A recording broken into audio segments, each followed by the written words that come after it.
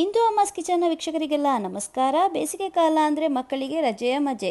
ಮಕ್ಕಳಿಗೆ ಆರೋಗ್ಯಕರವಾದ ತಂಪು ಪಾನೀಯಗಳನ್ನ ಮಾಡೋದು ಹೇಗೆ ಅಂತ ನಾವು ಈಗಾಗಲೇ ತೋರಿಸ್ತಾ ಬಂದಿದ್ದೇವೆ. ಇವತ್ತು ಕೂಡ ಅದರಲ್ಲಿ ಒಂದು ಪುನರ್ಪುಳಿ ಜ್ಯೂಸ್ ಅಂದರೆ ಕೊಕೊಮ್ ಜ್ಯೂಸ್ ಮಾಡೋದು ಹೇಗೆ ಅಂತ ನೋಡೋಣ ಬನ್ನಿ. Hello senior and junior, hi. Yes, ಇವತ್ತು ಬೇಸಿಗೆಯ ತಾಪಕ್ಕೆ ನಮ್ಮ ದಾಹವನ್ನು ತೀರಿಸಲು ಯಾವ ಜ್ಯೂಸ್ ಮಾಡ್ತಿದ್ದೀರಾ? ಕೊಕ್ಕಮ್. ವಾವ್, ಕೊಕೊಮ್ ಜ್ಯೂಸಾ? ಎಸ್, ಇದು ತುಂಬಾ ಹೆಲ್ತಿ ಆದ ಜ್ಯೂಸ್. ಅಮ್ಮ, ಕೊಕೊಮ್ ಜ್ಯೂಸ್ಗೆ ಏನೆಲ್ಲ ತಗೊಂಡಿದ್ದೀರಾ?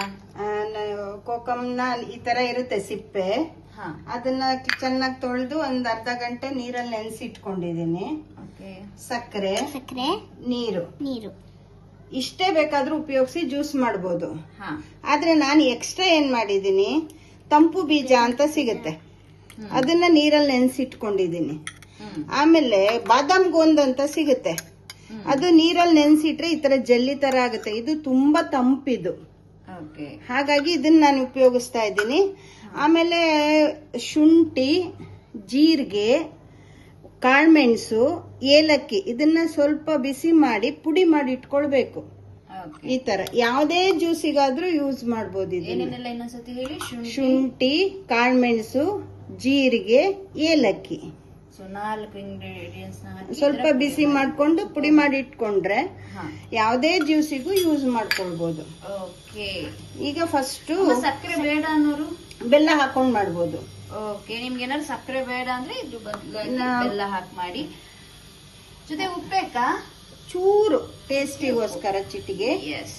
ಆಮೇಲೆ ಇದ್ರದ್ದು ಮೊನ್ನೆ ಹೋಸಾರಿ ಸಾರು ತೋರಿಸಿದ್ವಲ್ಲ, ಹಿಂದೆ ಒಂದು ವಿಡಿಯೋದಲ್ಲಿ ನಾವು ಸಾರು ಮಾಡೋದು ಹೇಗೆ ಅಂತ ತೋರಿಸಿದ್ವಿ. ಇದೇ ಪುನರ್ಪುಳಿ ಸಾರು. ಸೊ ಈಗ ಪುನರ್ಪುಳಿ ಜ್ಯೂಸ್ ಮಾಡ್ತಿದ್ದೇವೆ.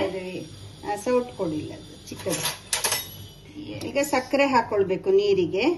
ಸಕ್ಕರೆ ಬೇಡ ಅನ್ನೋರು ಬೆಲ್ಲ ಹಾಕೊಂಡು ಹೀಗೆ ಕರಗಿಸ್ಕೊಳ್ಬೇಕು. ಮೊದಲಿಗೆ ಸಕ್ಕರೆನ ಕರಗಿಸ್ಕೊಳ್ಬೇಕು ನೀರಲ್ಲಿ. ಅದಾದ್ಮೇಲೆ ಅಮ್ಮ ಸ್ವಲ್ಪ ಕರಗ್ತಾ ಇದ್ದಾಗೆ ಇದು ಪುಡಿ ಮಾಡಿ ಇಟ್ಕೊಂಡಿರ್ತೀವಲ್ಲ, ಇದನ್ನ ಸ್ವಲ್ಪ ಹಾಕ್ಬೇಕು. ಆಮೇಲೆ ಚಿಟಿಕೆ ಉಪ್ಪು ಹಾಕ್ಬೇಕು, ಚಿಟಿಕೆ ಅಷ್ಟೇ. ಆಮೇಲೆ ತಂಪು ಬೀಜ ಎಷ್ಟು ಹಾಕ್ತಿದ್ದೀರಾ? ನಾನು ಅದು ಅವರ ಇಷ್ಟ. ಆದ್ರೆ ಇದು ತುಂಬಾ ಒಳ್ಳೇದು, ತಂಪಿದು ತುಂಬಾ. ಹಾಗಾಗಿ ಬೇಸಿಗೆನಲ್ಲಿ ಇದನ್ನ ಉಪಯೋಗಿಸಿದಷ್ಟು ಒಳ್ಳೇದು. ಮತ್ತೆ ಇದು ಅಷ್ಟೇ, ಒಂದು ಅರ್ಧ ಸ್ಪೂನು ಬಾದಾಮ್ ಗೋಂದು ಹಾಕೊಂಡು ಚೆನ್ನಾಗಿ ಕಲಸಿ ಇದನ್ನ ರಸ ಹಾಕೊಳ್ಬೇಕು. ನೀರಷ್ಟೇ ಹಾಕೊಳ್ಬೇಕು, ನೆನೆಸಿಟ್ಟಿದ್ದು.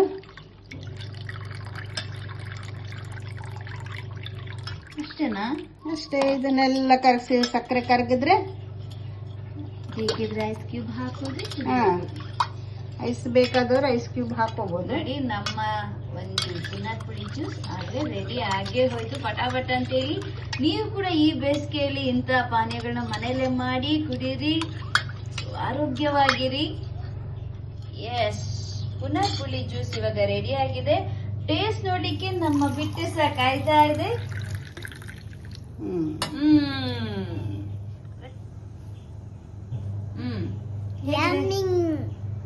ಎಸ್, ತುಂಬಾ ಟೇಸ್ಟಿ ಆಗಿದೆಯಂತೆ.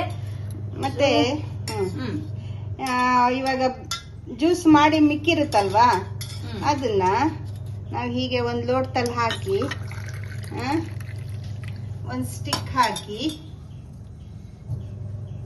ಫ್ರೀಜರ್ ಅಲ್ಲಿ ಇಟ್ರೆ ಐಸ್ ಕ್ಯಾಂಡಿ ಆಗುತ್ತೆ. ಎಸ್, ನಮ್ಮ ಪ್ರತಿ ಊಟ ಆದ್ಮೇಲೆ ಒಂದು ಚೂರು ತಿನ್ಲಿಕ್ಕೆ ಅಂತೇಳಿ ಅಮ್ಮ ಕ್ಯಾಂಡಿ ಕೂಡ ರೆಡಿ ಮಾಡ್ಲಿಕ್ಕೆ. ಸೊ ನಾವು ಸ್ವಲ್ಪ ಜುಗಾಡ್ತನ ಮಾಡಿ ಒಂದು ಲೋಟದಲ್ಲಿ ಹಾಕಿರ್ತಿದೀವಿ, ಅದ್ರ ಮೋಲ್ಡ್ ಸಿಗುತ್ತೆ, ಅದನ್ನು ಕೂಡ ನೀವು ಯೂಸ್ ಮಾಡಬಹುದು ಅಂತ ಹೇಳ್ತಾ, yes, have a nice day. Bye bye.